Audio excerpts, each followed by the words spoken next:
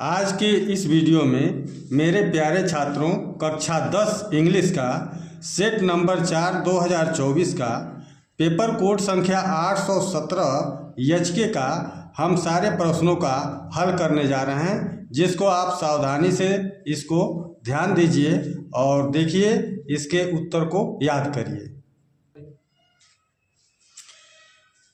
यह कक्षा 10 का इंग्लिश पेपर दो भागों में बटा हुआ है, पार्ट ए और part B.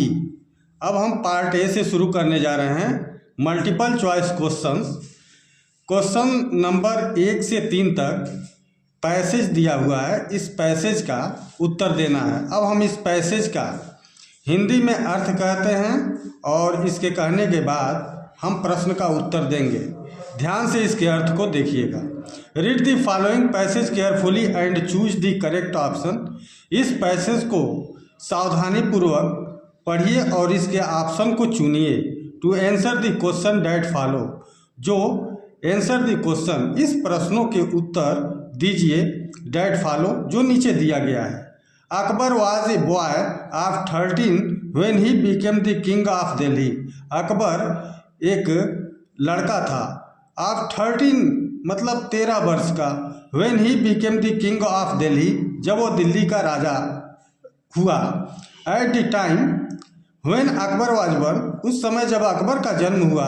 Humayun his father was a wanderer. Humayun जो उसका पिता, मतलब अकबर का पिता था, जो एक वांडरर था, घुमक्कड़। In Singh became because he had been defeated by Sher Shah. वह क्या था? सिंध का। वह डिफीटेड बाई शेर शाह, शेर शाह के द्वारा वह हरा दिया गया।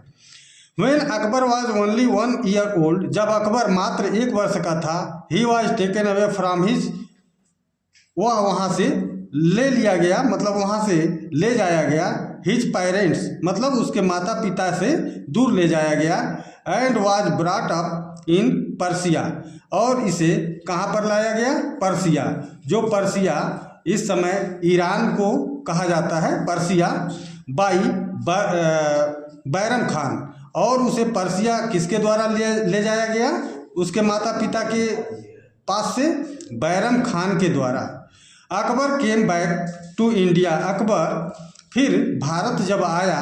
विथ हुमायूं, जब हुमायूं के साथ भारत आया अकबर, तो सून हिज फादर डाइड, तो उस समय उसके पिता तत्काल में, मतलब जल्दी ही मर गए थे। Even as a young man Akbar looked like a king, जैसे कि एक छोटे बच्चे के रूप में अकबर को लुक लाइक ए किंग, एक राजा दिखाई दे रहा था। एक राजा एक छोटे बच्चे के रूप में दिखाई दे रहा था। He was about 5 feet 7 inches, वह 5 feet 7 इंच का लंबा था।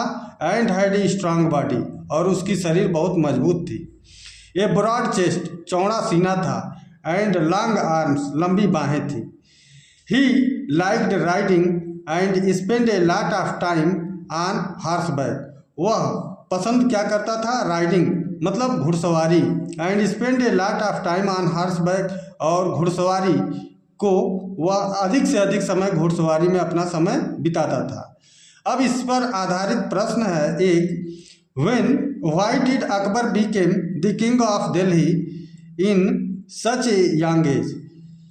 Why did Akbar became the king of Delhi, क्यों अकबर को दिल्ली का राजा बनाया गया? इन सच ए यंग एज, मात्र कम उम्र में ही, छोटे उम्र में ही क्यों बनाया गया? ए है he was an orphan, B है ही वॉज डिपेंडेंट, सी है ही वॉज इंटेलिजेंट, और डी है ही लॉस्ट हिज फादर।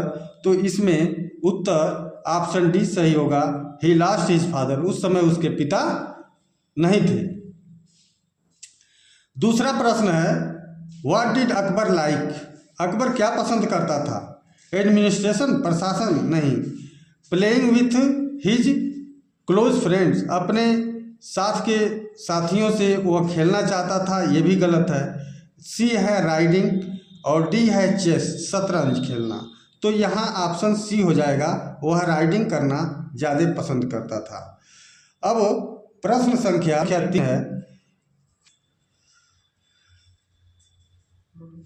प्रश्न नंबर 3 अब देख रहे हैं कि which word in the passage is opposite of narrow. Narrow का अपोजिट कौन सा है इस पैसेज के आधार पर। तो नैरो मीन्स होता है सकरा और इसका अपोजिट हो जाएगा ब्रॉड। ऑप्शन बी सही हो जाएगा। अब प्रश्न संख्या 4 से 8 तक का हम व्याख्या करने जा रहे हैं, इसको ध्यान दीजिए। Choose the correct option to answer the following. इसके सही ऑप्शन को चुनना है।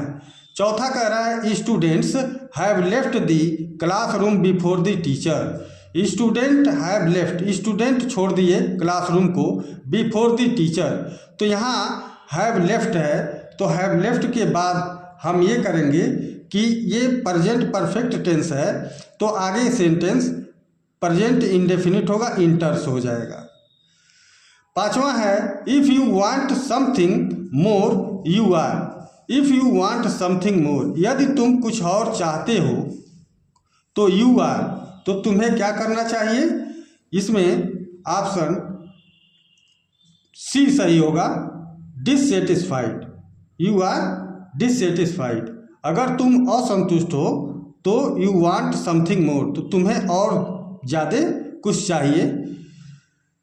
प्रश्न संख्या 6 है rearrange the following word cluster to make a meaningful sentence. इस शब्द के जो गुत्थियां हैं इसको सही क्रम में रखना है जिससे अर्थ सार्थक निकले। तो इसमें ऑप्शन देखा जाए कि ये क्वेश्चन मार्क है, इस वजह से इससे स्पष्ट होता है कि हम इंट्रोगेटिव सेंटेंस पाए। तो यहाँ वाई को पहले नंबर पर कर दीजिए, दूसरे पर विल कर दीजिए, तीसरे पर दे, ये सब्जेक्ट के रूप में रहेगा दे, और उसके बाद कर्ता के बाद नाट आ जाएगा चौथे नंबर पर, पांचवें नंबर पर हैव हो जाएगा, छठे नंबर पर ये वर्ब का थर्ड फॉर्म हो जाएगा, और सातवें नंबर पर देयर, और आठवें नंबर पर वर्क हो जाएगा।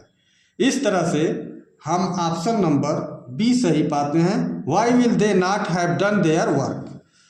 अब अगले प्रश्न की ओर चल रहे हैं। प्रश्न 7 है कि which of the following words is misspelled.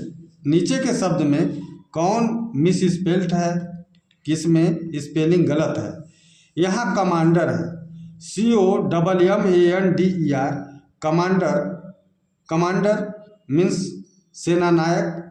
यहाँ बी है कमांडेंट, और यहाँ सी है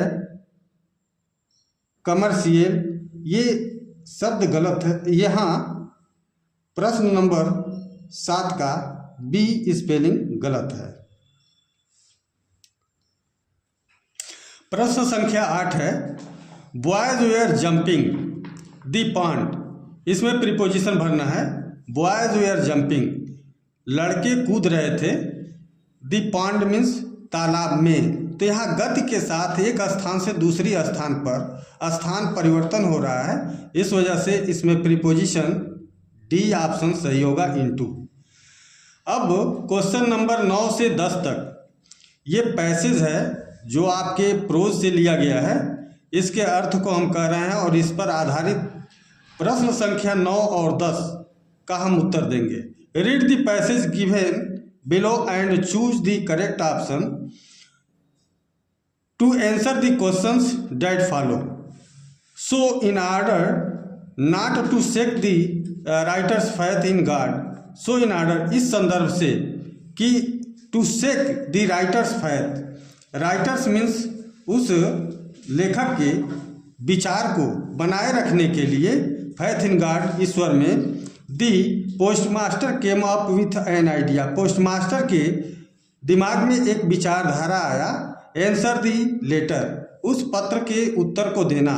but when he opened it, लेकिन जब वह इसे खोला, इट वाज एविडेंट, तो उसमें एक सबूत ये आया, एक चीज़ ये आया कि डेट टू आंसर इट, कि इसका उत्तर देना। He needed something, more than goodwill, उसे कुछ और भी चीज़ें चाहिए, जो उम्मीद नहीं की जा रही है उससे अधिक की चीज़ चाहिए। इंक एंड पेपर, स्याही और कागज लिया।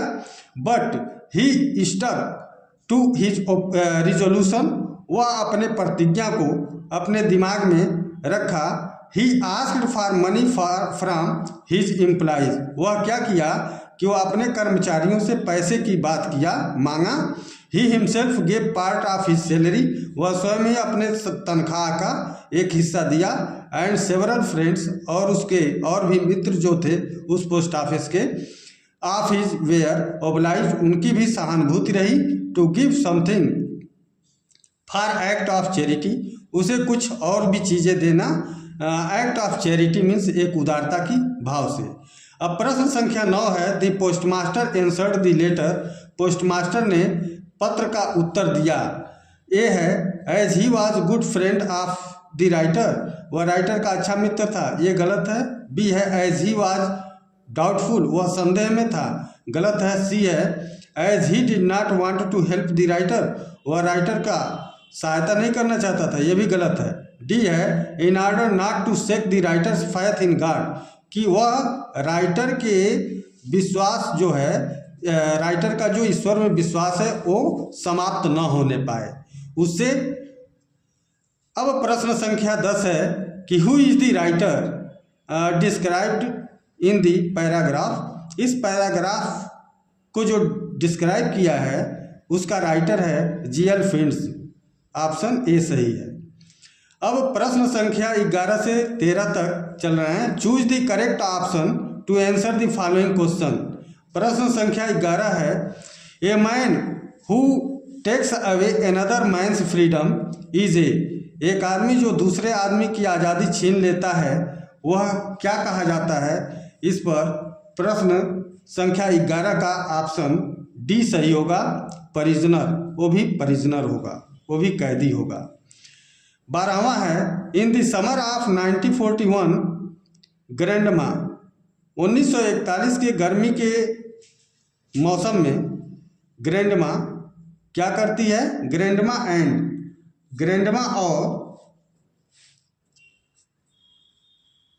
इसमें ऑप्शन होगा ग्रैंडमा फेल इल, ग्रैंडमा बीमार हो जाती है। And had to have an operation, और उसे एक ऑपरेशन की जरूरत रही, तो फेल इल, ऑप्शन सी सही होगा।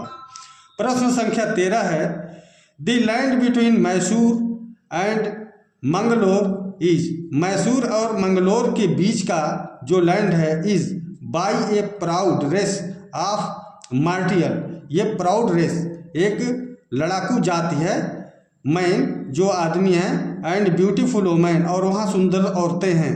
तो इसमें कौन सा चीज़ भरा जाएगा। ए लेफ्ट इनहैबिटेड, और सी है फील्ड, और डी है सराउंडेड, तो इसमें ऑप्शन इनहैबिटेड होगा, ऑप्शन बी सही है। प्रश्न संख्या 14 से 15 तक ये पोयम है जिसके अर्थ को हम कह रहे हैं। Read the given extract and choose the correct option, जो लिया गया है ये पोयम का भाग, इसके सही ऑप्शन को चुनना है। To answer the following question, नीचे के प्रश्न का उत्तर देना है। द ट्रू कैमिलियन, वास्तव में कैमिलियन मीन्स होता है गिरगिट। इज स्मॉल, छोटा जीव है। ए लिजार्ड सॉर्ट ऑफ थिंग्स, जैसे वो ऐसा जीव है जैसे एक लिजार्ड, छिपकली हो। He has not any ears at all, उसके पास पूरी तरह से कोई कान नहीं है। And not a single wing, न तो उसके पास एक भी पंख है। If there is nothing on the tree, यदि पेड़ पर कुछ भी ना हो तो this is the chameleon you see, तो समझ जाना कि वहाँ पर तुम कैमिलियन देख सकते हो, गिरगिट देख सकते हो। प्रश्न संख्या 14 है, what sort of thing is a chameleon, किस प्रकार का चीज़ है कैमिलियन। ए डॉग, फाख्ता है, गलत है। बी है ए पिजन, ये भी गलत है। सी है ए सरपेंट, एक रेंगने वाला जीव, ये भी गलत है। डी ऑप्शन सही है, ए लिजर्ड, एक छिपकली है। अब प्रश्न संख्या 15 कह रहा है कि what do you see if there is nothing on the tree, what do you see, तुम क्या देख सकते हो कि यदि पेड़ पर कुछ भी ना हो तो ए पैरट, ए स्पैरो, स्पैरो गलत है, गौरैया नहीं। ए पैरट, तोता भी नहीं। सी ऑप्शन है ए कैमिलियन, तो कुछ नहीं। तो उस समय पेड़ पर एक कैमिलियन, एक गिरगिट देखा जा सकता है। डी है ए पीकॉक, ये भी गलत है, मोर नहीं देखा जा सकता। इस वजह से 15 का ऑप्शन सी सही होगा। अब प्रश्न संख्या 16 है, 16 से 20 तक। Choose the correct option to answer the following question, सही ऑप्शन को चुनना है। प्रश्न संख्या 16 है, what kind of citizen was Horace Danby thought, किस प्रकार का सिटीजन सोचा जाता था हॉरेस डनबाई को, इस विषय में पूछा है। तो यह हॉरेस डनबाई को ऑप्शन डी ऑनेस्ट, एक ईमानदार व्यक्ति के रूप में सोचा जाता है। अब प्रश्न संख्या 17 है, by whom was Horace Danby tricked, किसके द्वारा हॉरेस डनबाई को धोखा दिया जाता है। तो यह है ए यंग बॉय, एक लड़के के द्वारा, यंग बॉय नौजुवक लड़के के द्वारा। बी है ए हैंडसम बॉय, एक हैंडसम लड़के के द्वारा, ये भी गलत है। सी है ए क्लेवर यंग लेडी, एक चतुर जवान लेडी मीन्स महिला के द्वारा इसको हॉरेस डनबाई को धोखा दिया जाता है। ऑप्शन डी है एन ओल्ड मैन, इसमें ओल्ड का कोई जिक्र नहीं है, इस वजह से इसमें 17 का ऑप्शन सी सही होगा। अब प्रश्न संख्या 18 है, what did Griffin do in revenge when his landlord tried to eject Griffin, what did Griffin do, Griffin क्या किया, रिवेंज मीन्स बदला लेने के लिए, व्हेन हिज लैंडलॉर्ड ट्राइड, जब उसका लैंडलॉर्ड मीन्स जमींदार ट्राइड टू इजेक्ट हिम, उसे बाहर निकालने की कोशिश किया। तो क्या किया कि लेफ्ट द हाउस, घर को आराम से छोड़ा, ये गलत है। बी है बिगेन टू एब्यूज, गाली देना शुरू किया, ऐसी बात नहीं है। सी है set fire to the house, उस घर में आग लगा दिया, इस वजह से ऑप्शन सी सही होगा। स्टार्टेड जंपिंग, वहाँ कूदना, गलत है, वहाँ कूदा नहीं, इस वजह से 18वां का ऑप्शन सी सही होगा। प्रश्न संख्या 19 है, Mr Hall was convinced that the room was haunted by, Mr Hall, जो महाशय हाल की पत्नी महाशय हाल हैं, वो क्या समझती हैं कि हमारा घर किसका शिकार हो गया है। स्पिरिट्स, आत्माओं का, इविल साउल, बुरे आत्माओं का, डेड बॉडीज, मृतक शरीर से, घोस्ट से, भूत से। तो इसमें ऑप्शन ए सही होगा, स्पिरिट मतलब आत्माओं का शिकार हो गया है मिस्टर साल, ये सोचती हैं, इस वजह से ऑप्शन ए सही होगा। अब ये ऑप्शनल क्वेश्चन में अंतिम क्वेश्चन 20 है, one thing that Richard Albright could do is, एक चीज़ जो रिचर्ड एल्ब्राइट कर सकते थे वह क्या चीज़ था, वह था कलेक्ट थिंग्स, वह चीज़ों को इकट्ठा कर सकते थे। ऑप्शन बी सही है।